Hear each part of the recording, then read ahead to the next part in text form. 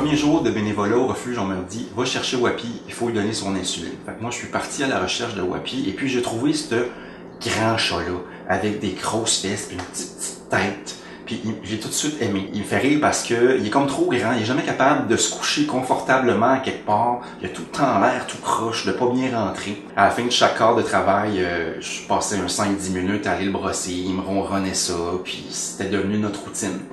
Puis là, les années ont passé, puis Wapi a continué à vieillir, il a continué à être de plus en plus diabétique, puis il y a personne qui prenait Wapi à la maison, il y a personne qui voulait l'adopter. Donc un jour, quand moi, mon chat est mort, ben j'en ai discuté avec ma femme longtemps. Puis ben, on a décidé que Wapi allait venir finir ses jours à la maison.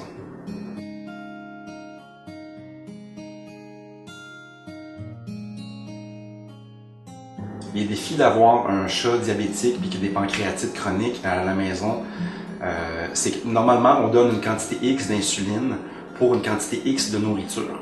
Malheureusement, avec la pancréatite, souvent Wapi il a pas mal moins d'appétit, où il métabolise moins bien l'insuline, il ne réagit pas tout le temps de la même manière. Donc il faut constamment doser en fonction de l'appétit qu'il a en journée, puis de comment a l'air de fonctionner son système pour décider quelle quantité d'insuline on peut lui donner pour que ça contrôle de façon efficace son diabète sans qu'il tombe en hypoglycémie. C'est clair pour moi que d'avoir une famille d'accueil, ça fait toute la différence pour la santé de Wapi.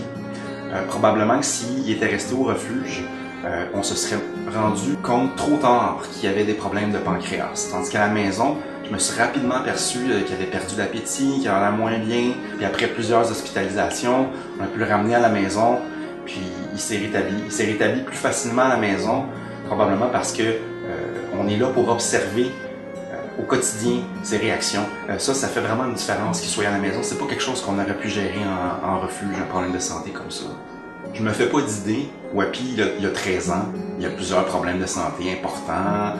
Je sais qu'il va pas passer 10 ans chez moi. Puis souvent, les gens me disent « Mais t'es pas un peu maso de prendre un chat, t'en occuper, t'attacher comme ça, en sachant qu'il va mourir bientôt? » La réponse, c'est évidemment « Oui, ça va me faire vraiment de la peine quand Wapi va mourir.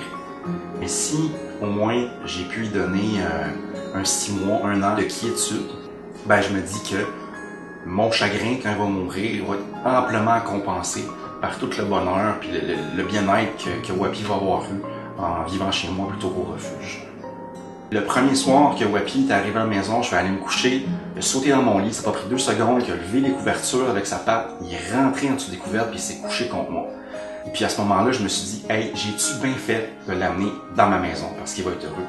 Puis en même temps, je me suis senti vraiment cheap parce que pourquoi j'ai attendu si longtemps avant d'amener ce chat-là chez nous pour qu'il soit plus confortable. Je pense que d'offrir une maison à un vieux chat, un chat qui est en fin de vie ou qui a des problèmes de santé importants, c'est quelque chose que toute personne qui aime vraiment les chats devrait essayer au moins une fois dans sa vie. C'est vraiment gratifiant.